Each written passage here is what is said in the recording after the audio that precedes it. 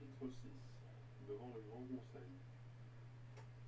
Un battement de cils temporel plus tard commençait à s'écrire sous d'autres paraître unanimes. Déjà, je me retrouvais aux cérémonies de notre clan, celui des Telandrash, pour la grande activation de la saison rouge. Nous étions des milliers et des milliers, nous dépassant en cercle concentrique autour d'une énorme couette. C'est rouge.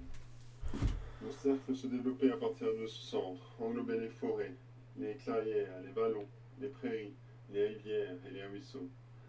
Ainsi rassemblés et tournoyants, nous formions une sorte d'essaim, dont la danse s'achevait de stimuler le mouvement de la lumière. Il le faisait s'épanouir ainsi, s'invitant à la sève des végétaux, à exulter partout où elle faufilerait à mieux produire ce qui donnerait des fleurs et des fruits dans le monde de l'extérieur. Nous préférons dire le monde de l'extérieur plutôt que le monde des hommes, car à nos yeux, un tel univers, l'envers, le prolongement forcé du nôtre, n'appartient pas aux humains, contrairement à ceux qui s'imaginaient. Ils s'y étaient imposés pour se l'approprier. Notre danse émettait un bourdonnement chaud où on montait peu à peu une lueur rouge, une lueur qui colorait les cieux jusqu'à la saison suivante. Ardan Singh avait eu raison. Quoique se soit passé, j'aurais compris une terrible faute en ne participant pas à la cérémonie fort simple, mais tellement puissante et indispensable à l'équilibre de la nature, l'extérieur ainsi qu'à la terre elfique. Tout épouse tout.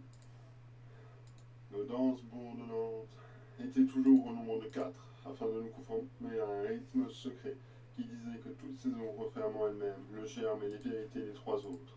Ainsi, chaque danse avait sa propre cadence, et son chant, plus ou moins grave ou plus ou moins joyeux. Entre chacune d'elles, nous observions une courte pause, au cours de laquelle nous captions tous les parfums des arbres et des plantes, de là où nous nous trouvons afin de communier à satiété la richesse de la nature, le don suprême des grands lumineux. Or, l'une de ces pauses, j'ai rencontré successivement Erdwin, puis cet elfe, celle qui, dans un élan fusionnel avec d'autres elfes, avait permis à mon âme de reprendre un corps lumineux.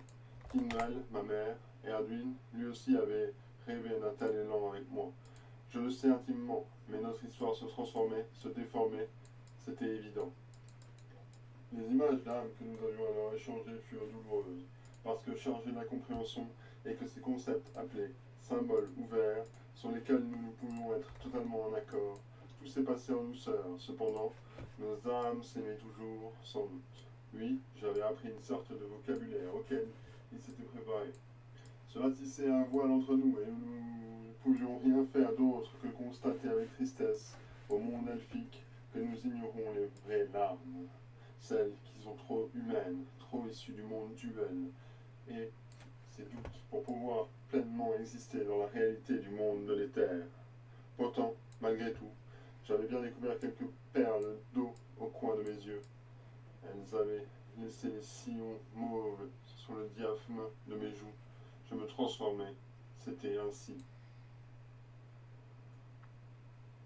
Pour ce qui est de Tinwell, ma mère, notre rencontre entre la deuxième et la troisième danse nous a rapprochés, en plongeant son âme dans la mienne. Elle a tout de suite avoué avoir perçu l'homme aux cheveux rouges, Baldwin. Elle en avait senti sa présence, en captant que nous appelions un soupir de regard. C'est-à-dire une vague de non-joie. Venant de moi, dans un instant de solitude au creux de mon feu, cette captation l'avait rapidement amené à l'anneau des grands chênes et projeté vers l'homme. C'est aussi la colère de mes sœurs, Gwenden et Taliesin, qu'elle avait presque perçu, qu'il avait finalement poussé dans l'espace d'un très bref instant. Je me souviens de celle qu'elle m'a dit à son sujet. Il n'est pas si laid malgré ses cheveux rouges et ne sent pas trop mauvais. Puis, elle m'a tout avoué. Moi aussi, il m'est arrivé de laisser mon corps se diriger tout seul du côté du portail. Dans sa transparence et son souffle, j'avais déjà aperçu de l'autre côté l'homme à plusieurs reprises.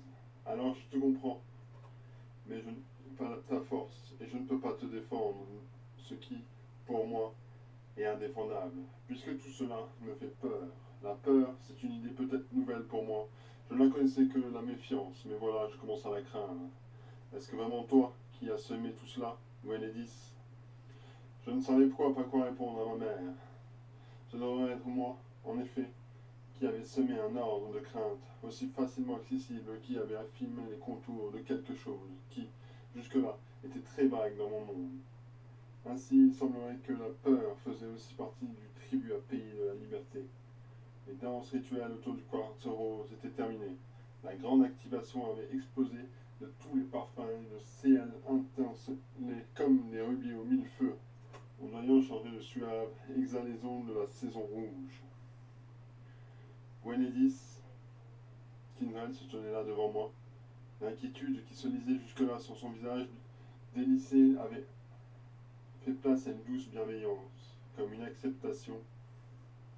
Je voulais simplement te dire que je ne suis pas contre toi, et Erdwin non plus. Il souffre surtout de ton éloignement. Je sens bien que... Je le sens bien, l'appel en ton âme. Il semble plus fort que tout. J'accepte ton choix et j'aimerais avoir ta force, mais... Tinrel venait à peine de s'exprimer. Ainsi, toutes sortes de bourrasques faisaient de crépitements d'ombre. Nous a tous les deux fait vite vaciller. De quoi s'agit-il? Je n'ai jamais vraiment vécu cela. Autour de nous, tout venait d'être secoué de la même manière. Les grands pins et les bosquets produisaient en étrangement. Il leur a dit qu'ils venaient de sortir de l'axe de leur vie et chercher un nouvel équilibre. Je n'ai pas eu le temps de trouver le regard de ma mère. Une deuxième, puis une troisième bourrasque, puis ils ont pris une éloignée d'une autre. Pour moi, des sons sourds sortaient de toutes les poitrines. Accroupis à même le sol, le regard plein de frayeur, tous les elfes ajouaient leur désarroi. Soudain, j'ai compris. Comme si un vieux savoir ressuscitait de lui-même des profondeurs de ma nature elfique. C'était une tempête éthérique, un de ces puissants tourbillons de lumière mêlés à l'ombre, qui s'emparait de l'univers subtil lorsque la croûte terrestre se fendit et redistribuait ses forces. Pour les hommes, c'était la terre qui venait de trembler, et c'était sans doute pour cela aussi que le grand portail avait changé de place. Nous piégeons du même coup, Baldrine et moi. Oh, tout s'éclaircissait donc. Le mouvement de la porte avait été le signe annonciateur qu'aucun de nous ne semblait avoir compris. Et pourtant, nous savions que le subtil entre toujours en transformation avant la danse.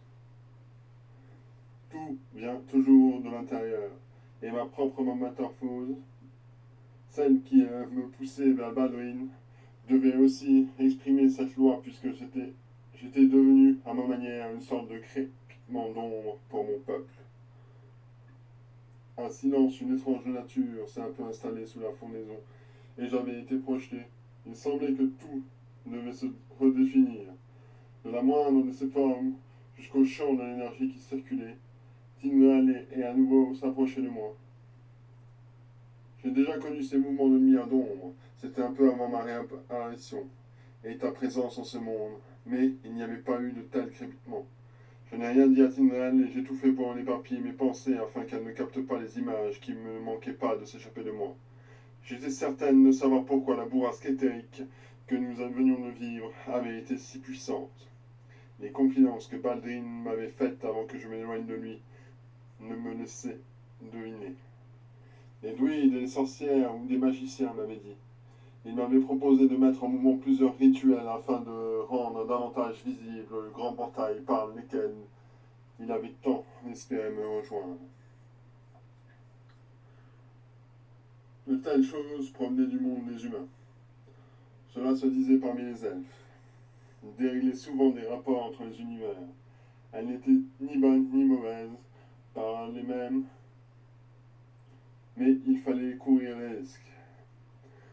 Nul n'entre impunément dans l'ordre des lois qui offrent au monde toute leur souplesse. La magie des prêtres a soudain fait Tinbrel en entrant très étroitement dans ma lumière d'âme. Tu as imaginé cela? Tu viens me le dire? C'est donc que tu le savais déjà? J'étais si lasse. Pourquoi lui cacher ce qu'elle avait déjà saisi?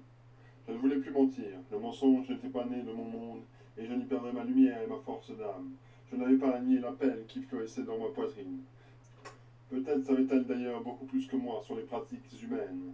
Oui, cela a-t-elle appris. Les prêtres du monde de métal ou ceux qui l'ont succédé, car le temps s'écoule si vite, là-bas, dit-on. Recherche peut-être encore l'homme aux cheveux rouges. Ils appellent la porte à se manifester, à se dilater. Ils s'amusent avec notre stabilité et avec la leur, puisque tout est lié. La remarque de ma mère avait été un autre choc pour mon âme. Je ne savais plus quoi comprendre de tout ce qui arrivait. L'humain était-il définitivement un poursuiveur tel que notre tradition l'avait toujours décrit? Étais-je alors moi-même une pourrisseuse au lieu de l'ouvreuse de chemin que j'avais tant espéré être? Mon horizon s'assombrit à nouveau. Ta pensée me trompe, Tindrel. Je ne peux voir en Baldrine un flétrisseur de lumière. Je m'y refuse. Il a une âme comme nous, et il ne sent pas mauvais. Ardanessil l'a constaté de lui-même. Il est venu me questionner dans le filet mental qui retient un prisonnier. J'ai même observé mes sœurs Talisen et Gwenelis tisser la toile qui l'entoure. Qu'elle l'avait fait avec autant de colère qui m'a fait terriblement mal, car c'est aussi envers moi que leur rancœur a été dirigée, comme une vengeance. Vois-tu comme la dureté n'est qu'un privilège humain? Viens avec moi, viens là où on y est retenu prisonnier comme un animal dangereux. J'ai honte de notre peuple, et je ne le croyais pas à ce point capable de tel acte, et encore moins de mépris pour ce qui vit. Baldrine a dû sentir, lui aussi, que le vombrissement des secousses, et il doit en être effrayé. Il est si seul, et il n'a que moi. Ce que l'on dit de la raison de sa présence parmi nous, est-il vrai? Il a senti un appel puissant envers moi, si puissant qu'il ne pouvait l'ignorer. Il ne pensait qu'à me retrouver. Il m'a dit aussi que ces dieux avaient conclu un pacte avec nous. Ces dieux, Wélédis, les dieux n'existent pas, tu le sais. J'ai regardé Tendrel avec découragement. C'était toujours les mêmes arguments qu'on me plaguait au visage. Mais je l'ai senti, moi aussi, cet appel. Il est si fort que je ne peux revenir en arrière. Il m'a déjà transformé. Je ne suis plus totalement elfe, ni encore humaine. Mon âme a soif d'espace intérieur. Et aussi d'évoluer autrement. Je suis à un bout de mon chemin elfique. Et je vois en moi, comme une certitude. L'homme t'a ensorcelé, comme un pacte du monde de l'extérieur. Peut-il toucher une elfe de l'air? C'est contraire à toutes nos lois sacrées. Ne répète ni au conseil, ni à Arduinès, ce que tu viens de me dire. Oh, oh, je ne connais pas toutes les réponses que tu voudrais, Timrel, mais il y a eu aussi 2 rencontres avec les grands lumineux. Oui, ai-je ajouté en baissant les yeux, comme si j'étais coupable de prétention. Il m'a même découragé à aller vers les humains. C'est leur univers est blessé, tu le sais. Et nous en subissons les tourments. Ma réponse est sa Timrel si interdite qu'elle s'est accroupie pour ne pas perdre pied en fermant les yeux. Comme face à une invraisemblance qui brisait également sa propre stabilité intérieure. Serais-tu devenu un elfe canal pour qu'un lumineux s'adresse à toi? Ardensil, le sait-il? Tu dois l'en informer. Ainsi, pourra-t-il peut-être calmer les grandes colères que notre contrée envers les humains est à dissidence. Notre équilibre est rompu. Déjà Tendrach est divisé, et il y en a qui souhaitent supprimer les intrus par la folie induite par Astalan et leur tête. Ardensil n'est pas hostile, mais accompagne-moi plutôt à l'anneau des grands chênes blancs, Baldrine m'y attend. Nous y serons vus par les veilleurs. Ils sont en alerte, je le crains. Tu connais les lois de ce qui doit être en notre monde, n'est-ce pas?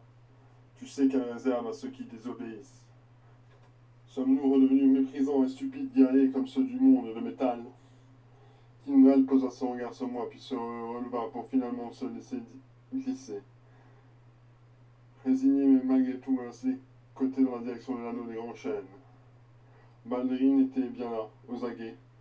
Le rouge de sa chevelure se confondait à l'horizon enflammé de ses bruits sourds, résonnaient encore au sol. Ses pensées, ses craintes, nous ont aussitôt refond sous forme d'images indescriptibles.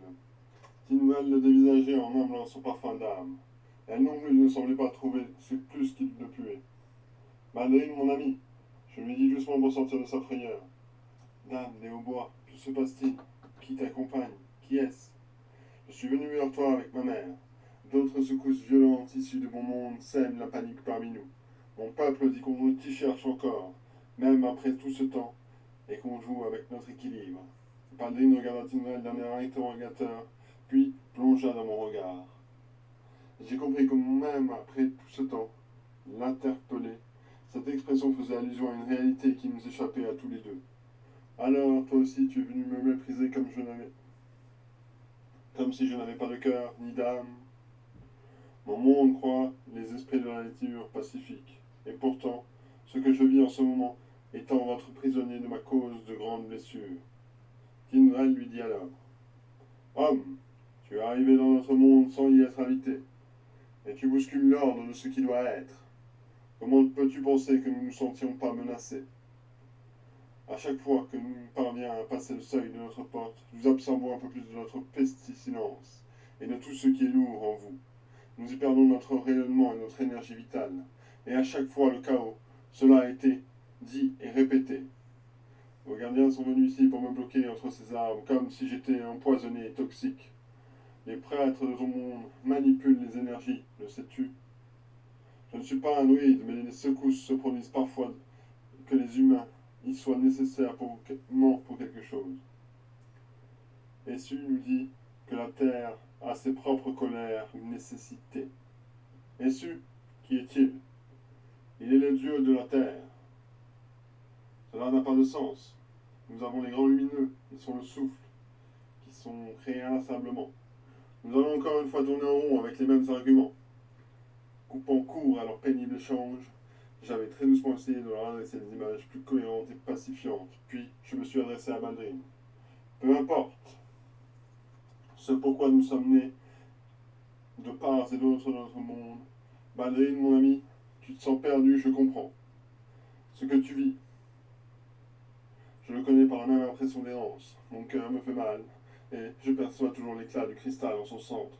Je suis peut-être une dissidente, mais pas une pourrisseuse, et je ne t'abandonnerai pas. Une étrange sensation m'a saisi dès que je m'en suis terminé. J'avais appelé Baldrine mon ami. Mais que se passait-il donc? Une bouffée de ce qui pouvait ressembler de l'amour nous envahissait tous les deux. Comment avait-elle pu naître au milieu de toute cette tumulte? Baldrine salua Baldrine d'un bref mouvement de tête, puis parvint à lui résister. Elle m'avait emporté dans un bruissement d'étoiles vers le cœur de notre contrée. Le ciel avait été toujours écarlate au-dessus de Talondrache. Mes grondements avaient cessé. Paisiblement, elle m'avait pris la main tout en noyant son regard de jet dans le mien. J'ai peur, mais je suis avec toi, et j'essaierai de te soutenir parce que ce que tu traverses. Je ne crois pas que tu sois dissidente. J'ai bien observé l'homme aux cheveux rouges, et il ne te veut pas de mal. Je l'ai compris. Il y a de la lumière en lui, je n'en doute plus. J'ai seulement dit que ce que je devais faire et ce que je devais lui dire. Blotti dans mes feuilles, saphir, épuisé, j'ai revécu intérieurement notre rencontre. J'ai refusé que mon peuple considère Baldrine comme un ennemi, à vaincre ou à expulser. Mon âme avait besoin de respirer plus lentement et mon corps de se détendre. Faire confiance, avancer, m'avait conseillé le grand lumineux, tandis que mes pensées virevoltaient en mon âme, un puissant bruit de brusquement envahit l'espace de mon bosquet. Deux veilleurs se tenaient devant moi, tout en force, avec leurs longues chevelures, des matites droites comme des aumes. Leur regard jaune m'a fait peur. Ardansil te demande, suis-nous. Dans le velours d'une pénombre rosée, j'ai glissé derrière les deux grandes silhouettes qui me précédaient. Un vent soufflait, mes yeux tendaient de capter l'horizon. La futée des immenses êtres abritait le grand conseil. Après quelques instants, un flot de carades blanches a tout inondé, et Darnessil était. L'intensité de mon désarroi a disparu d'un coup, désintégré par les accents chauds de la voix qui m'accueillit. Alors, te voilà, Gwenedis, fit le chef du grand conseil en croisant les bras sur sa poitrine. Me voici, je lui ai répondu timidement, en m'agenouillant et en me saluant de la même façon. Je n'arrivais pas à trouver le centre de son regard, tant que celui-ci était immense. Sa longue chevelure traînait derrière lui, tandis que ses fines mains me relevaient déjà. Mes pensées n'arrivaient plus à se rassembler, non. Battement de vie faisait tout ce qu'il voulait dans ma poitrine. Tu sais pourquoi je l'ai convoqué? Je n'ai rien capté à mes images d'âme lorsque le grand lumineux m'a rendu visite. Seuls, eux, peuvent brouiller ma vision. M'assèche répondamment le chef du grand conseil. Involontairement, je l'avais insulté. Mon corps s'est mis à trembler à le son de sa voix désormais vide de chaleur. Qu'avais-je de mieux à faire que de ne plus répliquer? Je n'étais rien d'autre qu'un petit animal diaphme et blessé. Maintenant, les yeux d'Ardennessil m'analysaient comme si je lui mentais.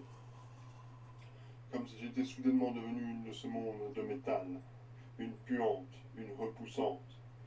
Je me suis laissé glisser sur le sol. Le souffle de la lumière me manquait. Parle! Que t'a-t-il dit? Reprit Ardennessil, d'un ton sévère. Il m'a annoncé que j'étais une porteuse de lumière, une elfe qui brise l'éveil du ronde et nullement une dissidente. Tu mens! Tu as appris à mentir. Se souleva alors un puissant vent frais qui vient s'engouffrer dans le futé du conseil. Un souffle a plaqué sur mon corps, une volée de flammes mèches, et mes paupières se sont alors fermées un instant. Une immense silhouette d'une blancheur indicible commençait à se dessiner devant nous. Sa lumière noyait nos regards, tandis qu'une incroyable vague d'amour s'emprenait de la demeure d'Ardennessil. Deux immenses yeux dorés, comme l'ambre le plus pur, sont alors apparus, et une voix chaude comme le miel nous a inondés de son feu. Ardennessil.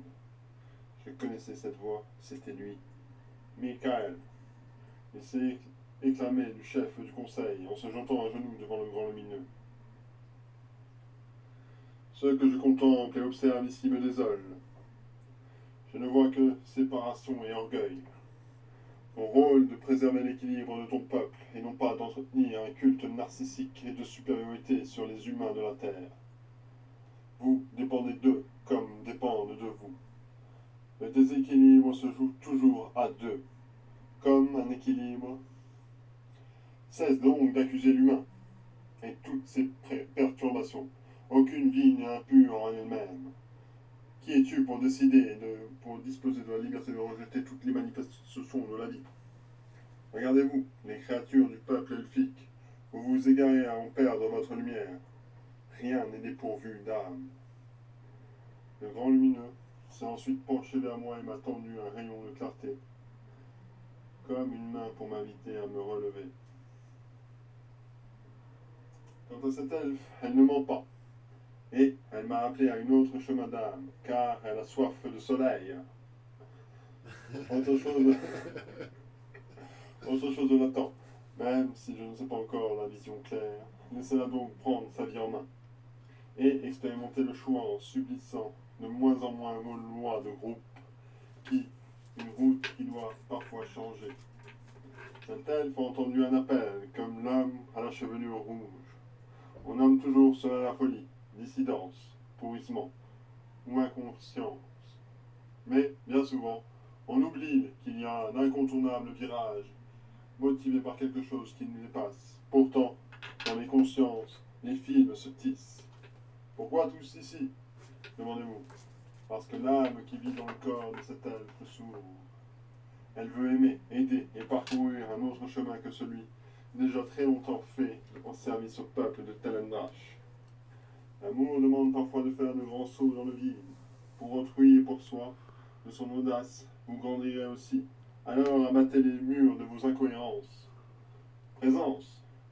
Je ne sais pas si je pouvais calmer mon peuple. Sa colère est grande et sa révolte gronde. La division aussi. Ardennessil avait perdu toute son arrogance. La vie fait parfois fleurir une intelligence dont le peuple n'a pas encore idée. Il y a des rendez-vous qu'on ne peut ignorer. Ainsi, fais de ton mieux. Le peuple des elfes, c'est fondamentalement ni cruel ni agressif. Vous l'avez généré ainsi. Retrouve ta paix, Ardennessil. Une autre vague déferlante d'amour nous a alors caressés, puis s'est envolée avec le grand lumineux. C'était terminé. Si puissant, si doux, si fort, en vérité. J'ai vu Ardennessil profondément bousculé.